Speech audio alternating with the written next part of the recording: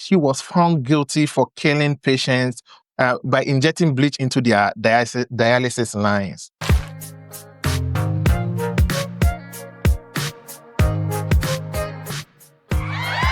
Welcome once again to your favorite podcast show, Healthcare Beyond Scrap. I'm your host, David, and today we are going to have a very interesting topic that we're going to talk about, right? And so I have guests with me. I think, my guests are returning guests, and so I'm sure those who have been following us might have seen them in some of our episodes. And so I have wonderful nurses here that are going to discuss this topic with me. But we have something interesting also today. We are going to do food tasting, just because this topic is a little bit, I would say, on the dark side of nursing.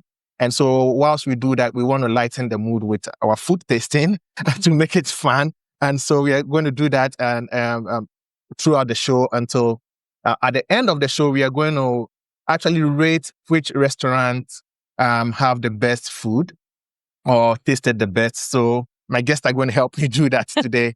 And so without wasting much time, let's go into today's topic. We're going to talk about a story. Actually, it's a real life story about a nurse called Kimberly. And I'll give you the details in a little bit here. So, but before then, let's go meet our guest.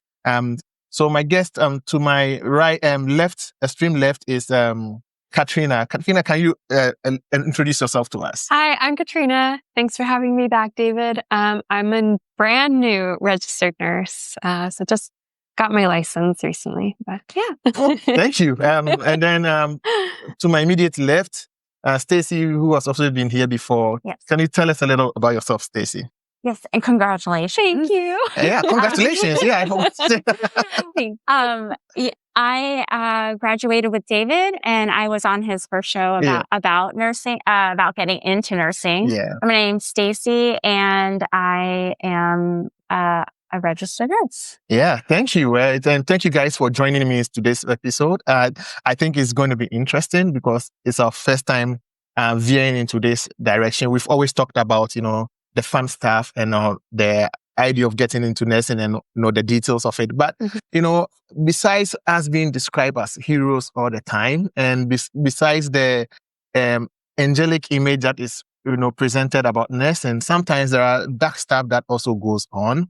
And we have to make sure we also throw light on those things and also talk about ways that we can actually prevent those things from happening to us or to our patients, right? So today we are taking a look to one incident with a nurse called Nurse Kimberly. Kimberly Saenz is the name, and this happened in 2012. So she was a nurse in Texas, and she was found guilty for killing patients by injecting bleach into their dialysis lines. I think what happened was with Kimberly was that I think 2 patients saw her injecting bleach into other patients who were on dialysis, and then they reported the issue, right? Mm-hmm. So that is actually the story that eventually ended her up in jail. Now, you guys watch the videos, right? You watch the documentary. I think my first question to you would be, what stood out to you? Let me start from Katrina. What stood out to you when you watched this documentary? A lot of things. I think one of the main things that caught my attention is Kimberly's story goes it starts before it was even reported by these 2 patients receiving dialysis. And she has a history of domestic violence towards a partner. And that's something, I'm not a nurse manager, but that would be a red flag to me hiring somebody. But also, I think Board of Nursing still also didn't finish an investigation of her, in her previous facility she was working at, she was stealing and using substances from the cart. So that would be another huge red flag for me, hiring somebody and having someone treat my patients. So that was interesting to see for me, and how there's these 2 kind of big red flags, and she still managed to get a job at a facility working with vulnerable patients, right? And I think there were just a lot of other little things of, that just were, I don't know, concerning to me, but I'll let you kind of, what stood out to you? What stood out to you? Yeah. Well, like you said, a lot of things did. But I feel like, so they do clean dialysis machines with some kind of bleach. And the way she was drawing up the bleach in a syringe rather than putting it in a cup, which she said that if they're out of the cups, then she'll draw it up in a syringe, which I think is really a horrible practice to begin with, because I feel like if you're drawing up in syringe, even if it was like accidental, I mean, what if she thought it was something else was drawn off and gave it?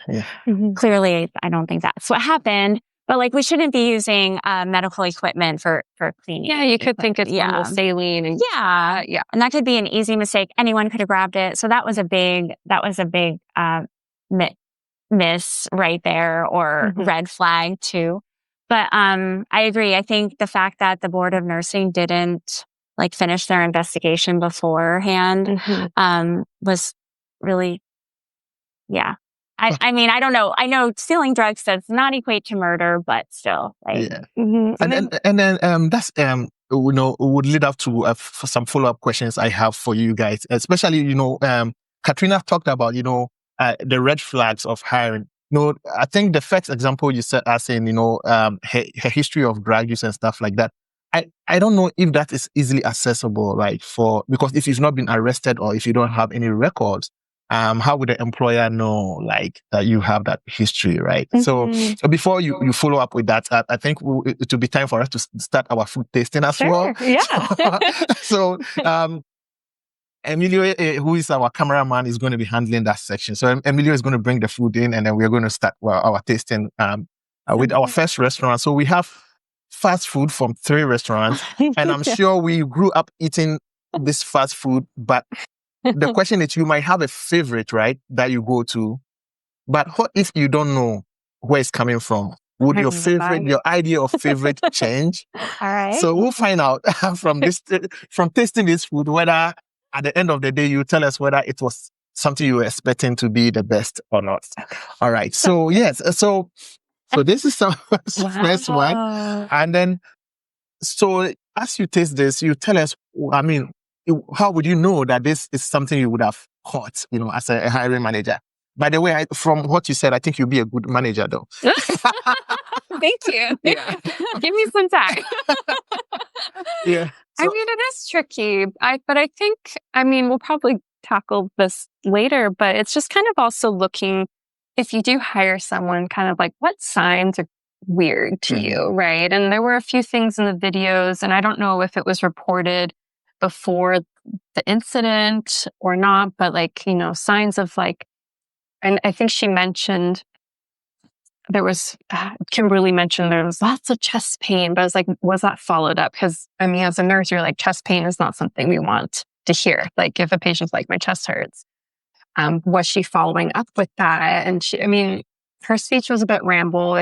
They think she was under the influence when conducting an interview. And then also when one of her patients wasn't breathing, the tech said Kimberly didn't seem fazed by it at all. She kind of just walked away. Like that's another red flag to me. I'm like, I don't have a lot of experience yet, but having been on the floor with clinical rotations, anytime there's a code, everyone's running. Yeah. And if you saw someone just kind of walking away, especially if it's their patient, it's just kind of like, to me, I'm like, something's not right. Yeah. But I don't know how you would even go about conducting an investigation unless there's clear evidence. Right? Yeah. So it is tricky for sure.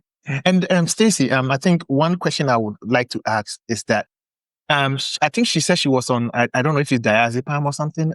She was on some medication. Antidepressant. Yeah, she was on Cymbalta. Yes, Cymbalta. Yeah, okay.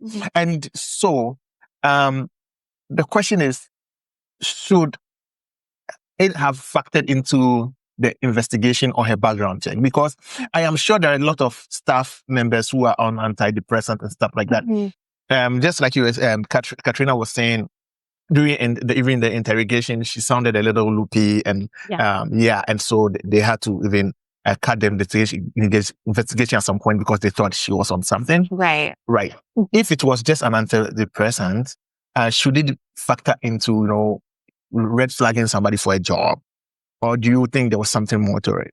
Oh, absolutely not. I don't think, because let's be real, depression is a huge, unfortunate thing in our society that we also is now coming to light as it's not,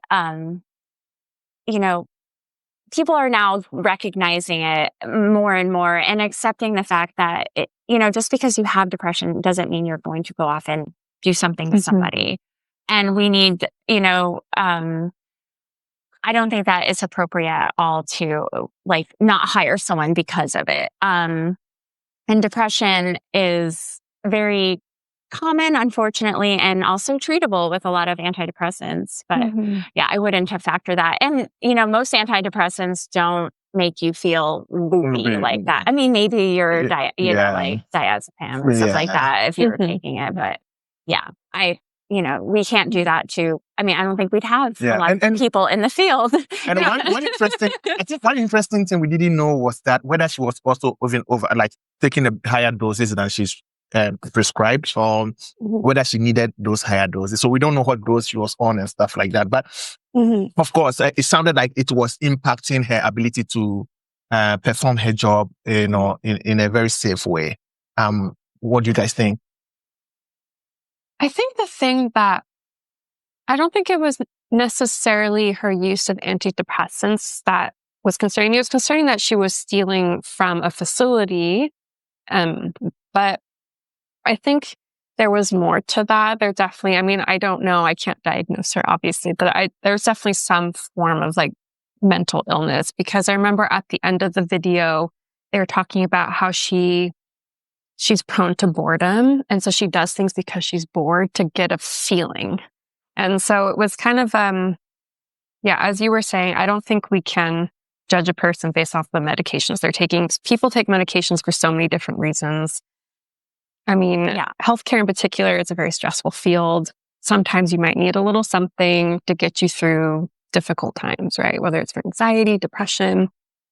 So it is tricky. I guess, you can't hire someone and be like, oh, they're on antidepressants, we can't hire them. That's, not how it works. But yeah. And I think another thing is, what do you guys think about how the facility actually handled the issue? Because initially when the two women came up saying that they had witnessed them or her actually injecting two patients that day with bleach through their dialysis line, even the officer was saying, well, we have to get both sides of the story. And until then, they kind of like a grain of salt, right? That's literally, I think, what he said. But, I think that they have to do their due diligence on both sides, because maybe the people did think they saw her do it and it wasn't the bleach. Clearly, I think it was, sadly. But, you can't, like the officer was saying, there might have been something they missed. Maybe they saw a different syringe, but they have to do both side investigation. And I think, what really should have happened is prior to these two is earlier in the month, there were several deaths there. And so I think something should have been even more prompted earlier in the month. Yeah. And I particularly did like what the facility did initially. And just because you remember they sent her home when the issue was reported to start the investigation. I think that was a good step. Yeah. And also the effort of the facility to investigate, because they did not try to cover up. Yes. The whole issue, which is very common to find in most organizations, right? When issues like that come up because of their reputation, they try to cover it up or throw the nest under the bus right away and stuff like that. But rather, I think to an extent, they try to do their due diligence by sending her home and also try to investigate the issue without trying to cover it up.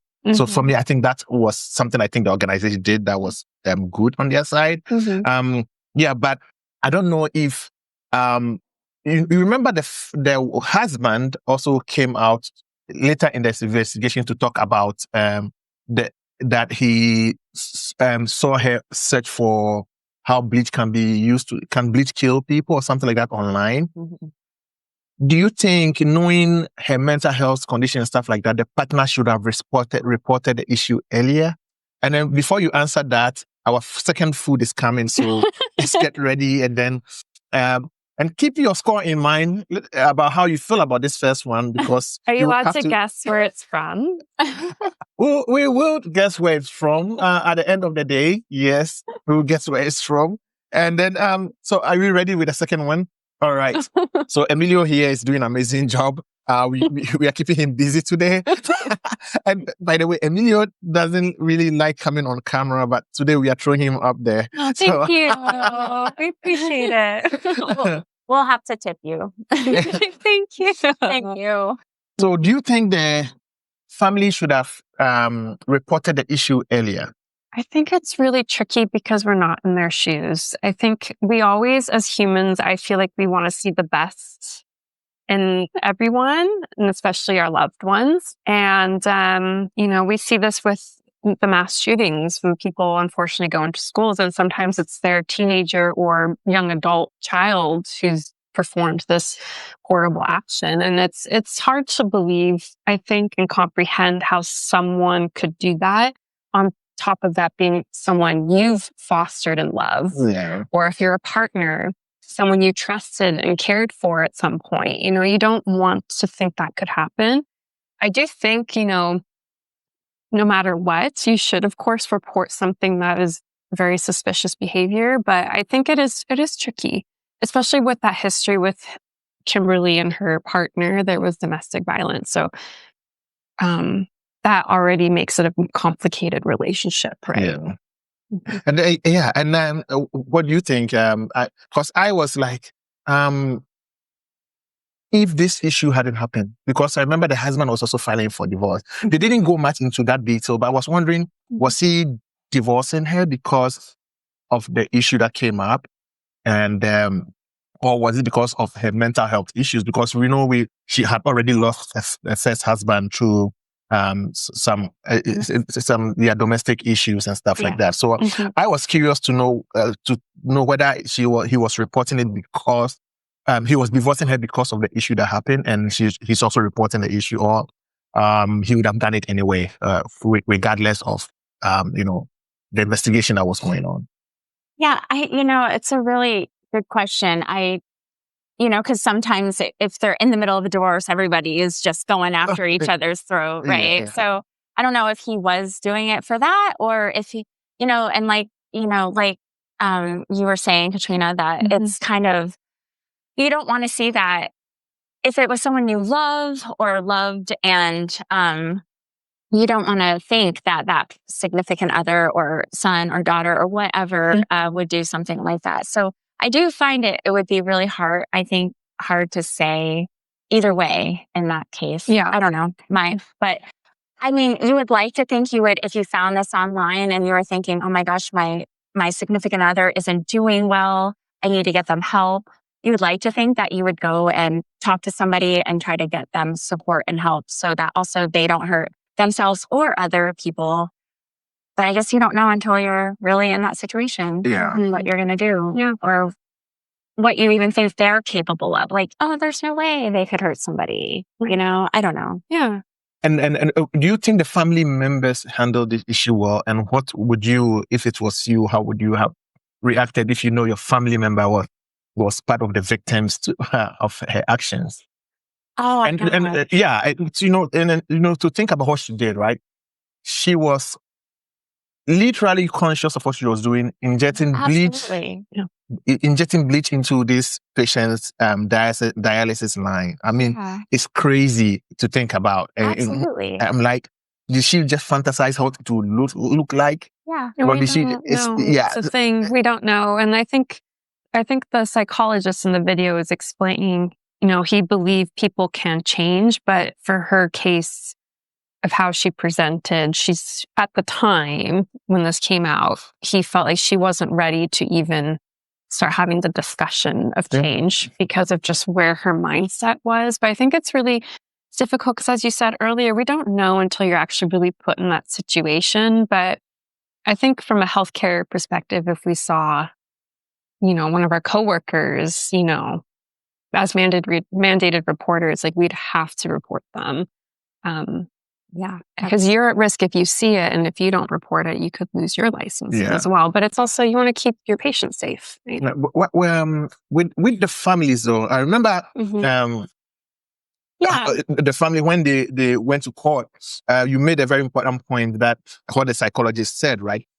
They said they noticed when they were in court, she was sometimes laughing and didn't take the issues serious. And I'm thinking, okay, is just who she is, or is this because of her mental health issues too, right? And I think it's a kind of fine line. Yeah. Are we judging her because of her behavior not being appropriate, or is it because she's also a sick person? Sure. Right. And she very well could be, yeah. Yeah. And if she's a sick person, how much grace can we also give because she's taking lives? Yeah.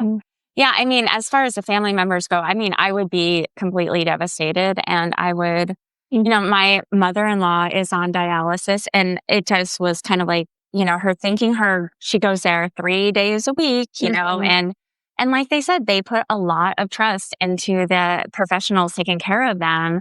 And they usually build a really tight relationship because some go for years and years. And I think that the faith that they put into those people, and they should be receiving the highest quality of care. I would be really devastated as a daughter, whatever family member. I also do believe, because we've seen it so many times, that mental health can really make people do horrible things, and they really are sick. They're truly sick, and they don't have the capacity to see beyond what they have done as something wrong. And I just feel like she does deserve to be in jail or in some kind of facility that is going to get her treatment. Do I think she should be allowed out in the general population again?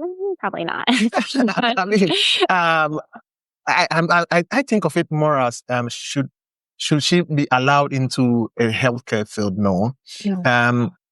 If it wasn't because there has been death involved, I don't think she should be kept in jail, because I don't know what that difference will make for her in terms of her mental health, right? But I also feel like she's taking some lives. She deserves some jail time. However, what kind of support can she get? Because again, what she did is, as much as crazy as it sounds, if it is a mental health issue, putting her in jail, I don't know if that is going to change her mental health or make it any better, right? And so, as much as I think she deserves some jail time for killing people, it's more about, just like you said, probably some facility to rehabilitate her mental health, Yeah. And this is somebody who is a little bit functional in society too, right? She has raised a family. She has, my understanding, that she had kids and stuff like that. So I think it's a tricky place to be, right? In terms of the legal system trying to make judgment on people's mental health and the crimes they've committed. But well, that's very true. And we just don't have, we don't have a mental health facilities good enough anyways. And jail is not, we have jail or almost nothing. Yeah. So there's our jail system is horrible because we are putting people in that probably shouldn't be in. Yeah, shouldn't be in. Yeah. So it's hard. It's hard. Yeah. I was looking at the whole thing. I'm like, like this is, the crimes are horrible. She deserved the punishment. If she was also like 100% not having any mental illness, but from everything, her behavior, like everything shows that there's definitely something going on there. I think the tricky thing is also because it was done with intent, right, to cause harm. I know there was a case, I don't know the person's name, but they accidentally killed a patient by giving the wrong med, right? In probably many cases. And this unfortunately does happen, but this, she had her intention was not to harm the patient, and it was just proven through understaffing and, burnout and just making an unfortunate mistake. So I think the difference between that and Kimberly's is, even with mental illness, she'd had intent for quite a while. She's harmed not just those 2 patients. Yeah, and she was caught here, right? We don't know how much, how many she has done before she even started working in this facility, right? So, and if they haven't seen her, those 2 patients haven't seen her, she'd have gone on to kill a lot more people. You know, it's lucky she got caught, but it's sad because, like, you know, the public put their trust into healthcare providers, and I think, you know, you have some people who don't trust healthcare at all, and that could be from their own experience, or you might have somebody who just is flipping through the news and then they see a story like this. They're like, oh, see, nurses, they're not all good. And I think the thing to remember is, yes, this can happen and it's unfortunate, but I would say most of us are in it for the right reason. So I think that's just the biggest thing to remember. And before we move into talking about our role as healthcare or co-workers, we'll go on to try our third food. So, well, so in terms of being co-workers to this person, what are some of the things that you think we should look out for, when we are working, so as to prevent some of these issues? You want to look for odd behaviors, right? And this could hard to say substances on the job, or to harming patients. I think just you don't have to be best friends with everyone on the unit, but I think just kind of having an idea of everyone and like it's your team when you're on the floor together, but just kind of having a general idea of like how everyone is and how they work, and will give you a good understanding. But I think just, odd behaviors, like I mentioned earlier, the text said Kimberly just walked away from her patient when they weren't breathing. And I'm like, to me, that would be weird. Yeah. Like, if it's your patient, you should be running to them. Yeah. And I've seen this on the floor being in hospitals. Anytime something's happening, it's not just the nurse, but it's like 2 handfuls of people running to this patient, trying to help them. And I've never worked with another nurse who didn't go above and beyond to help their patients. Yeah. So I think odd behaviors like that, of course, if they're on substances, like what would that look like? Do they have slurred speech? Is it someone who's late, like all the time, taking like huge naps, maybe like 2-hour break or something, like weird behaviors like that. I'd probably be like, I'm going to keep my eye on this, Yeah. Yeah. And I think one other thing that stood out to me was, that I think probably we could watch out for is if you're working with a co-worker and you notice that anytime the person is on shift, things go down. I was going to say the same thing. Yeah. Why do we have a lot of COVID blues? Yeah. Anytime this person works, why is it that anytime there is or falls or something? Yeah. Anytime something crazy happens, this person is always on shift. 100%.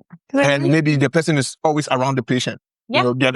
Right? Yeah. Like you said, either seem unconcerned or like super involved all the time. And they mentioned that in the video because she had early incidents, because they were talking in the video about how rare it is for someone to go into cardiac arrest on dialysis. Yeah. There's a risk more than us, but it's very rare, especially to have more than one. Yeah. And the fact that and they're all her patients, and the fact like they weren't investigating that earlier. And I think that's what was bizarre. Because it's like, if it was one patient, random, things do happen, unfortunately. Yeah. But the fact that they were consistently like going into cardiac arrest, or maybe stop breathing, or just having weird symptoms. Yeah. And even in one instance, I think there was 2 people that died the same day. Yeah. She was working. Yeah. And apparently she had a list of people she did not like to help when on the dialysis days. Those are the people that have passed. Like, so she had a list of people she didn't like. Yeah, she targeted them. And she targeted them. So, that's a whole other idea. That's crazy. And you're right. Yeah, I think, if I were the facility or management and I thought, oh my gosh, there's so many deaths and or people needing to be taken to the emergency room during their procedures, that I think we need to look at something. We start needing to look at the procedures put into place, our medications, what's going on, because they were talking about a heparin recall and, but it wasn't the heparin that they were using. So I just think it went on a little too long before the patients noticed her doing something off. Yeah. But so if you notice things are going down on a shift where a nurse always seems to be around, then I agree. Yeah, and and investigating an issue, right, or a person doesn't mean the person necessarily have committed a crime. So Right. I don't think it is wrong reporting the issue for it to be investigated. Yeah. I think it will be worse if you just sit down and then maybe it's true that the person is doing something wrong, and then you sit down and until the worst happens. I think that would rather not be the appropriate, kind of actions to take. I think if you notice something, it doesn't harm to report it for it to be investigated. Right. Yeah, and you see that in a lot of hospitals. I mean, I know with hospitals I've done rotations at, I mean, they really do try to keep track of things. So like, let's say there's a month where they're noticing high levels of pneumonia. Yeah. Right. They're going to investigate that, right? Like, like who's caused the cross-contamination, right? They're going to try to figure out where it started. It doesn't necessarily mean someone did something wrong, right? But it's good to keep track of those things, and because we want to keep our patients safe. That's number one priority, right? And so I think it's in this situation, because people were dying, pretty suddenly. When these patients are people who are pretty independent, they drive themselves to and from dialysis. Like, there's no other concern other than they need dialysis, And what if co-workers are also not reporting because they fear retaliation or, being seen as, oh, this is the person that reported the issue. So in order to save face, they rather just keep quiet if they are not sure. That can happen, I can imagine. Yeah. I mean, especially if it's someone maybe you've become friendly with, right? And there's a lot of, I feel like, facilities have something put into place where it can be kind of, anonymous reporting. And hopefully, you would feel just compelled to do it to begin with, whether you are worried about your own retaliation. Cause I personally don't think I'd want to work at a facility where everyone's dying on dialysis when that's their life-saving, support. And so, but I would hope that we would all have the courage to come forward. Yeah. Well, thank you. And before we head towards our last phase of discussion, which I appreciate you guys. I mean, this is it's a dark topic. It's the side of nursing that usually we don't talk about. Right. My goal of discussing this topic is actually to throw light on issues and help us to talk about it openly, and also look at how we can prevent these things from happening, right? Because like we said, right, being afraid of being retaliated against, or having the confidence to even mention those, right? So these are very important issues that I think these conversations can really help people to develop their confidence in being able to report the issues, right? But so when we look post watching the videos, right?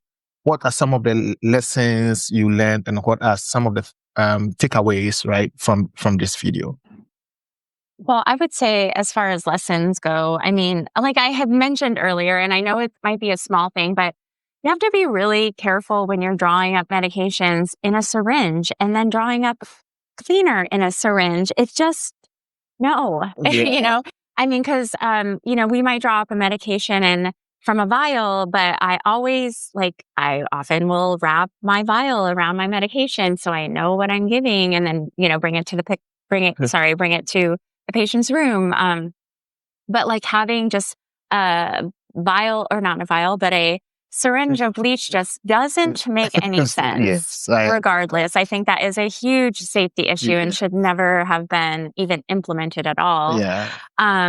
And I do think, there are reasons, and having some policies and procedures that we follow, there are reasons behind these. I was going to say, know your hospital facility policies, because even what she was saying, normally she uses a medicine cup to get the bleach. I'm like, that's still suspicious. That's suspicious. That's why she, you need to know your policies and procedures. Yeah, for sure. And I'm sure even if the people, the patient, didn't witness her actually drawing up this bleach, I don't think they would have even suspected her if she was just holding a syringe, right? So it's a very dangerous thing, right? To do that. Yeah. It's a very, my goodness.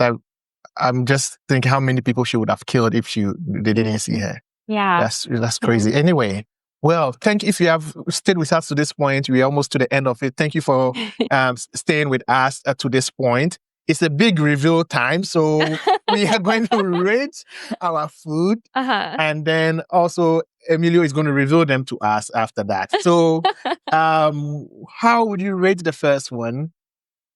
On a scale from what to what? From 1 to 5.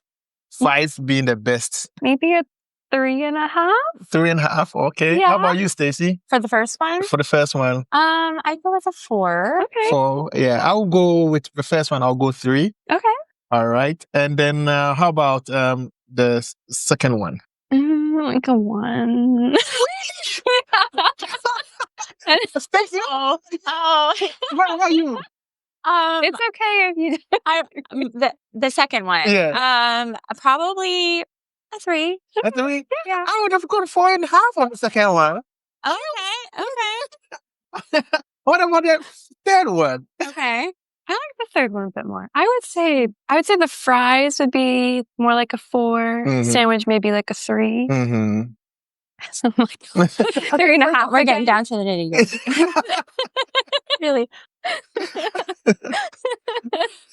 I would say maybe it was my least favorite. Mhm. It was your Yeah, other 4. but maybe a 3. Yeah, yeah, me too. The third one was my least favorite, so I'll probably go like a 2 on that one. Okay. 2 on that one. So anyway, so to you, I would say the first one's my favorite. I favorite, would and say. then Stacey the First one's my favorite, and me the second one was my favorite. So I guess the first one won in this case. So we have big reveal. Oh wait, I think can we Yeah, say who? yeah. I think it's Chick-fil-A. I do too. I think it's Chick-fil-A. You think the first one is Chick-fil-A? Yeah. You think? What about the second one? I have no idea. I think that might be Wendy's. Oh, okay, and I have no idea. and what about the third one? I have no idea. Okay, so for now we know the first Burger one. King. I'm just guessing. Burger King, at this okay. point. We know, so we know the first one is winning. Emilio is going to reveal to us. Emilio, What's the first which one was the first one? Chick-fil-A. Okay, I guess Chick-fil-A wins then. And what about the second one, which was my favorite? Oh, Burger King. Oh, Burger that's King. surprising because I never eat Burger King though. If it was a Whopper, I probably would have said a 4. Oh. So the funny thing, I never go to Burger King because I didn't think I would like their chicken sandwich. Oh, But look at you. You're going to go to Burger King. and now I found a new place to love go. I really like that. Okay, and the last one is Yeah, we always talk. it's what? Dairy Jack Queen? in the Box? No. Oh, Jack in the Box. Jack in the Box. Oh no! So Jack in the Box lost this one. Uh-oh. Well, somebody got to get Jack out of the box. He needs to come fix this issue. So Chick-fil-A, congratulations to Chick-fil-A. Now they have the best chicken burgers. So At least of the yeah. 3. Of the 3. out of the 3, right? If you have to choose between Burger King and Chick-fil-A and then Jack in the Box for their chicken, is it burgers or sandwich? Is that how you call it? Mhm. Yeah. Well, it's chicken whoppers. Then obviously Chick-fil-A wins, but not for me though. Not for you. But yeah, but Chick-fil-A obviously a majority carries the vote. So Chick-fil-A is the winner. Well, if you've been with us to this point, I hope you enjoyed this episode. And thank you, Stacey, and thank you, Katrina, for coming on again and to share your opinion and also to talk about this issue that I think is a sensitive issue. And I believe this food introduction also make it a little lighter for people to tolerate watching. tolerate watching us. Yeah. So, until then, you see us in the next episode. This is the show that is called What Healthcare with Beyond Straps. And I'm your host, David. I'll see you in the next one. Thank you. Thank you. All right.